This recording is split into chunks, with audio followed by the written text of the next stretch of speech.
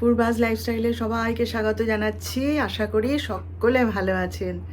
তো আজকে হচ্ছে গিয়ে বৃহস্পতিবার, আর এখন বাজে হচ্ছে 11:15। এই পুজো সেরে উঠে একটুখানি জলখাবার খেয়ে এলাম। তো আজকে সকাল থেকে মানে ওই বৃহস্পতিবার হলেই বলেছি না, কাজের তাড়া থাকে আর প্রচুর কাজ, যেন শেষ করতে পারি না এমন কাজ, পুজো করতে দেরি হয়ে যায়, ওই ব্যাপারটাই আবার আজকেও। তাও একটু যেন তাড়াতাড়ি করে উঠেছি আজকে আর বলবেন না। সকালবেলায় উঠে আজকে কি করেছি জানেন, বাসি কাজকর্ম সব, যা বিছানা তোলা, ঘর গুছানো, সেসব পরিষ্কার করা, ওসব তো হয়েই গেছে। তারপরে কাজের মেয়েটা বাসন টাসন ধুয়ে চলে যাওয়ার পর ঘরটা একটু ফাঁকা হয়েছে, হাতের কাজও শেষ হয়েছে। আগে চালের বস্তাটাকে আজকে খালি করেছি। চালের ড্রামে মানে কদিন ধরেই চালের বস্তাটা ওইখানেই রেখে দিয়েছি, সে ওটার মানে তোলা হচ্ছিল না।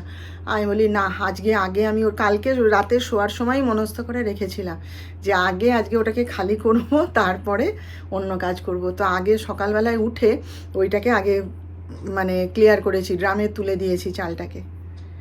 আর বলবেন না, আজকে তখন আমি ঘুমাচ্ছি, তখন কটা হবে, 7টা বাজেনি। হ্যাঁ, ডাক্তার সাহেব উঠে পড়েছে, পড়ে এইখানটায় ব্যায়াম করছে, ও এই জায়গাটাতেই ব্যায়াম করে।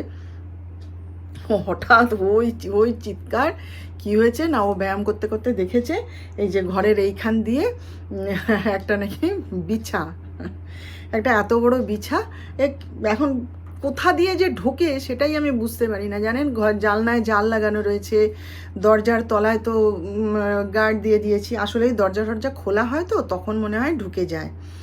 বর্ষাকাল, বৃষ্টি হচ্ছে এত পরিমাণ চারিদিকে, সেদিনকে বললাম না ওই পাশে গাছপালা আছে বলে না আরও বেশি হয় এগুলো। তো যাই হোক, সেসব কথা, একটা এরকম বিছা ঢুকে গেছে। তা আমি বলছি, ওরে বাবা, ওরমভাবে ওকে খুঁজে পাওয়া যাবে না, কারণ ওরা প্রচণ্ড মানে তীব্র গতিতে এদিক ওদিক পালায় না। আমি তুমি কত সরাবে, ও ঠিক বেরিয়ে আসবে, বেরিয়ে এলে আমি তখন মেরে দেবো, তখন ছাড় না। সে কেন শুনবে, সে হই হই চিৎকার দিয়ে সব যত মানে জিনিসপত্র এখানে ছিল, সে দেখুন, আমি সময় পাবো তবে তো গুছাবো, একবার করে গুছিয়ে দিই আবার নোংরা হয়। তা সে সবকে নিয়ে এই যে এখানে সোফার উপরে সব তুলে দিয়েছে। তা সে দিয়ে তারপরে সে বিছা তো পাওয়া গেল না, তাকে কি পাওয়া যায় অমনি করে বলুন? সে কোথায় চলে গেছে, আবার বেরোবে, তখন মারবো, সে তো শুনবে না। সব এখানে ডাই করে দিয়ে লন্ডভন্ড করে দিয়ে চলে গেল। হ্যাঁ, তা আমি বলি আমি এখন এই সমস্ত কাজ করব, আমি পারবো না বলে ওই যতটা সম্ভব গুছিয়ে দিয়েছি, আর বাকি সব এই সোফার উপরে ডাই হয়ে পড়ে আছে। আমি পড়ে থাক, আমার আর এনার্জি নেই, আবার যখন ইচ্ছা করবে সন্ধ্যাবেলাটালায় তখন দেখা যাবে। এই নিয়ে আজকে সকালবেলা হই চই কীর্তন। আবার সে কি জানেন, ভেবেছিলাম চালের মানে চালটা একটু এদের দুজনের কেউ একটু ঢেলে দেবে আর কি ড্রামে, সেই জন্য রেখে দিয়েছিলাম। সব কাজই তো করে নিই, কিন্তু কেন জানি না ওইটা ভীষণ কুঁড়েমি লাগছিল। যত মানে খালি এখান দিয়ে যাতায়াত করি আর চালের বস্তাটাকে দেখি, আর মানে ওদের আশায় থাকি যদি কেউ একটু চালটা ড্রামে ঢেলে দেয়। দেখলাম কেউই পাত্তা দিল না। হ্যাঁ, সবাই শুধু আমার মতন এসে এসে চালের ড্রামটাকে দেখে আর চলে যায়। তারপরে ভাবলাম না বাবা, দরকার নেই কাউকে বলে, আমার কাজ আমি করে নিই। ওই জন্য আজকে সকালবেলায় উঠে আগে ড্রামে ঢেলে নিয়েছি। তারপরে কি বলুন তো, আজকে বৃহস্পতিবার, চাল ওইভাবে ফেলে রাখা যায় বলুন, বস্তাবন্দি করে ওইভাবে? আমি বলি না বাবা, আমার কাজ আমি করে নিই বলে ওই জন্য সবার আগে আমি চালটা আজকে ঢেলে নিয়েছি ড্রামের মধ্যে। দরকার নেই কারোর উপর নির্ভর করার, তাই না? নিজে যখন পারি, যেভাবে পারি, যেমনভাবে পারি, আমি ঠিক করে নেব। এই হচ্ছে। এই যে বেকারি বিস্কুটগুলো দেখছেন, এই বেকারি বিস্কুটগুলো না এক সময় আমি খুব ভালোবাসতাম খেতে, জানেন। আর এগুলো খুব টেস্টি, চায়ের সঙ্গে খেতে খেতে খুব ভালো লাগে এগুলো। এখানে এসেই এই যে বিভিন্ন রকমের বেকারি বিস্কুট, আমি এই তমলুকে এসেই এগুলো মানে দেখেছি এবং খেয়েছি আর কি। সেই জন্যে যিশুর জন্যেও নিয়ে এলাম, যিশু এগুলো খুব ভালোবাসে খেতে। আর এই যে বিস্কুটটা দেখছেন, এই বিস্কুটটার নাম কি জানেন? এটার নাম হচ্ছে লম্বু। এটাও আমি তমলুকে এসেই খেয়েছি এবং নামটাও শুনেছি। ডাক্তার সাহেব আমাকে প্রথম খাইয়েছিলেন এই বিস্কুটটা, জানেন, খুব ভালো খেতে। যেদিন প্রথম হাতে দিলেন, দিয়ে বলছেন খাও, আমি অবাক হয়ে গেছিলাম যে সে আবার কি বিস্কুট, বলে তুমি খাও না তারপর দেখবে। দারুণ খেতে, জানেন, আমি খুব ভালোবাসতাম খেতে এই বিস্কুটটা। কিশমিশ আছে ভিতরে, কিশমিশ দিয়ে তৈরি, বেশ মিষ্টি মিষ্টি বিস্কুটটা। কিন্তু এখন তো আর এসব খেতে পারি না। তো এইবারে আবার ডাক্তার সাহেব একটা প্যাকেট নিয়ে এসছেন, সব গুছিয়ে রেখে দিলাম, ওরা খাবে কৌটো। এই যে দাঁড়িয়ে দাঁড়িয়ে মাথা ঠান্ডা করে সব আনাজপাতি কেটে রেডি করলাম, তাহলে রান্নাটা সহজ হয়ে যায় না। আগের থেকে কি কে কী খাবে না খাবে জিজ্ঞেস করে যদি আনাজ কেটে রেডি করে নেওয়া যায় না, চটপট হয়ে যায় রান্না। তো এই যে আমার ছেলের জন্য আলু ভাজা করব, আর আমাদের জন্য এখানে মানে আমার আর আমার ছেলের জন্য এই যে মুগের ডাল করেছি। ডাক্তার সাহেব খাবে না, তার জন্য মুসুর ডাল। আর এটা হচ্ছে ওই সব রকম আনাজ কেটে নিয়েছি, এটা দিয়ে একটু মাছের ঝোল করব। ডাক্তার সাহেব যদি খায় তো খাবে, না হলে আমিই খাবো। আর এই যে ডাক্তার সাহেবের জন্য আলু ভাতে, আর মাছ তো ভিজিয়ে রেখে এসেছি। আর এই যে ভাত হয়ে গেছে, উপর দিয়েছি। এখানে এই যে এই মশলার পেস্টটা বানাবো, রেডি করে নিলাম, পেস্ট করে নেবো এক্ষুনি। চলুন তাহলে এবার চটপট রান্নাটা সেরে নিই। তমলুকে চারিদিকে কি সুন্দর প্যান্ডেল হচ্ছে, জানেন। প্রথমে তো পোস্টার দিয়েছিল সব, এই যিশুর সঙ্গে যখন বেরোই বাইকে করে, চারিদিকের প্যান্ডেলগুলো দেখতে দেখতে যাই। কি আনন্দ লাগে জানেন। আমাদের পাড়ায় নটি বয় ক্লাবেও বিশাল প্যান্ডেল, সব রেডি হয়ে গেছে। কমেট, সেদিনকে আসছিলাম ওই রাস্তাটা দিয়ে, সমস্ত প্যান্ডেল রেডি হয়ে গেছে। আমাদের ক্লাবের প্যান্ডেল তো দেখালামই, আজকে আবার ছবি দিয়েছে যে ঠাকুর তৈরি হচ্ছে। এত আনন্দ লাগছে না। আমি তো আসলে বলেছি না আপনাদের যে আমি এভাবে কোনোদিন তো যুক্ত হইনি দুর্গাপুজোর সঙ্গে। সে ছোটোবেলায় বাবা রিটায়ার করার পর পুজোতে যুক্ত ছিলেন, পুজোর কাজ করতেন, এ করতেন ও করতেন, সেইটুকুই আনন্দ।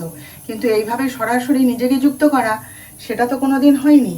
ওই জন্য মানে মানে আনন্দটা ঠিক আপনাদের বোঝাতে পারছি না, এত আনন্দ হচ্ছে। আর কি সুন্দর পুজো পুজো একটা রেশ পড়ে গেছে চারিদিকে, খুব ভালো লাগছে এবার, জানেন।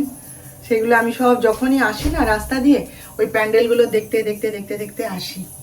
এবার আবার আমার শাশুড়ি মা বলেছেন আমাদের সঙ্গে ঠাকুর দেখতে যাবে। আমি ডাক্তার সাহেবকে বলছি একটা দিন, ক্লাবের সব দিনে তো অনুষ্ঠান আছে, যুক্ত থাকবো, একটা দিন একটুখানি ঠাকুর দেখতে বেরোবো। দেখবো না বলুন। আগে আমি যখন বিয়ে হয়ে এলাম তখন না তমলুকে দুর্গাপূজার এত চল ছিল না। তমলুকে কালী পুজোটা বিরাট করে হতো, এখনো হয়, কিন্তু দুর্গাপূজার এত চল ছিল না। কিন্তু ইদানিং দেখছি কালী পুজোর সঙ্গে পাল্লা দিয়ে দিয়ে দুর্গাপুজোটাও হচ্ছে, বড় বড় ক্লাব সমস্ত দুর্গাপুজো করছে। তো সেগুলো দেখবো না, তাই কি হয় দুর্গাপুজোর সময়। তাই আমি ডাক্তার সাহেবকে বলেছি যে একটা দিন আমি বেরোবো ঠাকুর দেখতে। তা সেদিন আবার মাকে জিজ্ঞেস করছিল, মা তুমি যাবে আমাদের সাথে ঠাকুর দেখতে? বলে হ্যাঁ রে, তোরা যদি আমাকে নিয়ে যাস ধরে ধরে তাহলে আমি যাব। আমি বলি আচ্ছা তোমাকে নিয়ে যাব, তুমি টোটোয় বসে থাকবে, বসে বসে ঠাকুর দেখবে, আমরা নেমে নেমে গিয়ে ঠাকুর দেখে আসবো। দেখুন বেরোনোর মুখে কীরকম বৃষ্টিটা শুরু হলো। ড্রেস করে রেডি হচ্ছি জিমে যাবো বলে, কেন যে এরকম বৃষ্টি হচ্ছে কে জানে। না এখন বর্ষাকাল, না কি এত কি নিম্নচাপ, বাপরে বাপ, সব সময় বৃষ্টি, রোদ আর ওঠেই করি। কীরকম দেখুন, ড্রেস ট্রেস করে রেডি হচ্ছি বেরোবো বলে, হঠাৎ এরকম বৃষ্টি নেমে গেল। আর ভালো লাগে না, সত্যি কথা। বাজে এখন 7টা, ওই জয়ন্তীদির জন্য অপেক্ষা করছি। জিমে যাওয়া তো আজকে হলো না। হ্যাঁ, ঠিক সেই মোমেন্টেই অমনি এমন বৃষ্টি শুরু হয়ে গেল, আবার যেই সময়টা পেরিয়ে গেল ব্যাস বৃষ্টি বন্ধ হয়ে গেল। এ এক ভালো মানে কি বলবো, মানে ঢং শুরু হয়েছে। যাই হোক, আজকে মিটিং আছে আমাদের ক্লাবে, না গেলেই নয়, ভেবেছিলাম যাব না, কিন্তু সে বারবার করে ওরা সবাইকে ডাকছে, আসবে আসবে করছে। তো 7টায় টাইম দিয়েছে, তা আমরা 7টাতেই বেরোবো, কারণ সবাই আস্তে আস্তে ও 7টা সাড়ে 7টা বেজে যায়। তা রেডি হয়ে নিয়েছি, অপেক্ষা করছি জয়ন্তীদির জন্যে। জয়ন্তীদি এসে আমাকে মিসড কল দেবে, দিলে দুজনে একসাথে যাব। একই জায়গায় থাকি তো, ওই জন্য একসাথে যাই, একসাথেই আসি আর কি। আর ডাক্তার সাহেব আজকে এখনও খেতে আসেনি, তার খাবার সব এখানে টেবিলের উপর সাজানো হয়ে পড়ে আছে, জানি না কি করবে। সে আজকে নাকি প্রচুর ব্যস্ত, তার প্রচুর পেশেন্ট, সে আসতে পারেনি। যাই হোক, এখন তো যা হোক বৃষ্টিটা বন্ধ হয়েছে, একটু ঘুরে আসি, দেখি কি ব্যাপার, পরে আবার আপনাদের সাথে কথা বলবো। আর আমি একটুখানি চা আর বিস্কুট খেয়ে নিয়েছি, দুধ চা আর বিস্কুট খেয়ে নিয়েছি। বাজে এখন হচ্ছে 10টা। চলুন তাহলে এবার রান্নাবান্নায় লাগি। রান্নাবান্না বলতে যিশু তো সেই ওবেলায় আলু ভাজা করে দিয়েছিলাম, সেইটা দিয়েই খাবে, আবার ডিম ভাজা খাবে। বললাম দেখুন একটুখানি সবজি খা, বলে না না রুটি দিয়ে সবজি আমার ভাল লাগে না। তো ঠিক আছে, আর ডাক্তার সাহেবকেও ডিম ভাজা করে দেবো, মিষ্টি আছে ওই দিয়ে ওরা খেয়ে নেবে। এবার আমার তো ওই খেলে হবে না, আমার তো ওষুধ খাবো, তাহলে আমার একটু সবজি চাই, সবজি খেতে হবে। তাই ভাবলাম অনেক চিন্তা করে করে একটু পেঁপের তরকারি করে নিয়ে খেয়ে নেব। আমি যে মিটিংয়ে গেছিলাম তখন বাড়ি এসে দেখছি তখন ডাক্তার সাহেব এসে খেয়ে আবার রিহার্সালে গেছে। হ্যাঁ, তো যাই হোক, সেই মাছের তরকারি দিয়ে মাছের ঝোল যেটা করেছিলাম ওর জন্য বাটি করে রেখে দিয়েছিলাম, দেখছি খেয়েছে। যাই হোক, খেয়ে দিয়ে আবার রিহার্সালে গেছে, আমার সাথে দেখা হয়নি এখনো। আর যাই হোক, আজকে মিটিংটা ভালোই হলো, সবাই আসেনি ওই বৃষ্টির জন্য, এর জন্যে আর আসেনি আর কি সেইভাবে। তো সব কথা টথা হলো, শুনলাম। আমি তো কিছুই জানি না, জিজ্ঞেস করছি, ওরা খুব উৎসাহ নিয়ে আমাকে জানালো, উত্তর দিল, সব গল্প টল্প করে টরে চলে এসছি। তো যাই হোক, এবারে চলুন তাহলে আর কি রান্না বান্না করি, করে খাওয়া দাওয়া সারবো। আজকের মতন দিনটা কাটলো, ভালোই কাটলো। কালকে আবার দেখা করব আপনাদের সাথে। আপনারা সবাই ততক্ষণ ভালো থাকবেন। আর আমার আজকের ভিডিওটা ভালো লাগলে একটা লাইক, শেয়ার ও সাবস্ক্রাইব করে প্লিজ জানিয়ে দেবেন। আপনাদের সাথে কথা বলতে বলতে ওই দেখুন বেল বাজছে, ডাক্তার সাহেব এসে গেছে।